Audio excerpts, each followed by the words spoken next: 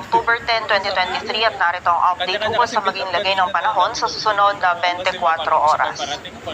Sa kasalukuyan ay meron tayong dalawang bagyo at isang low pressure area na minomonitor sa labas ng ating area of responsibility at isa na nga dito yung dating bagyong si Jenny kung saan huli itong namataan sa layong 1,025 kilometers west of extreme northern Luzon. At sa kasalukuyan ay wala na nga itong direct effect sa anumang bahagi ng ating bansa. Samantala, yung isa pang bagyo na minomonitor natin na si Typhoon Bolaven ay huli namang namataan sa layong 2,385 kilometers east of eastern Visayas. Nananatiling mababa yung tsansa nito na pumasok sa loob ng ating area of responsibility at sa kasalukuyan ay wala rin itong direct effect sa anumang bahagi ng ating bansa.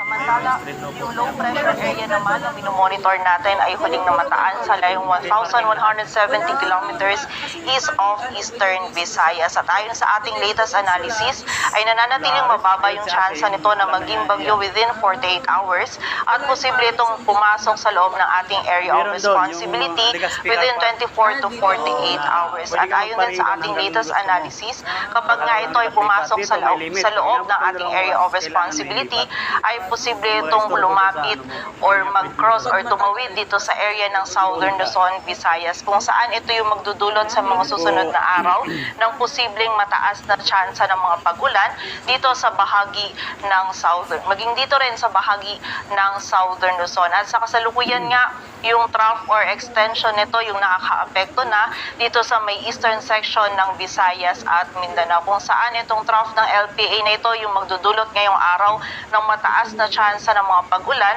sa malaking bahagi ng Visayas at Mindanao. At continuous monitoring nga po tayo dito sa low pressure area na ito kung saan malaki pa yung tsansa na magbago yung ating senaryo at patuloy po tayong mag-antabay sa updates na ipapalabas ng Pag-asa.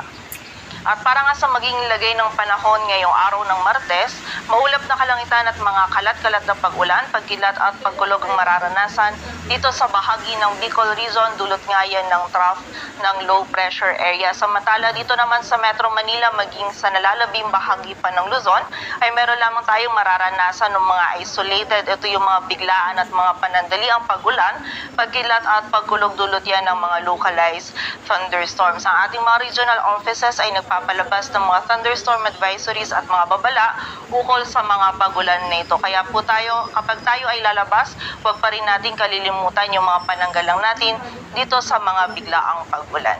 Agad ang temperatura sa Metro Manila ay mula 25 to 33 degrees Celsius. At para naman sa bahagi ng Visayas at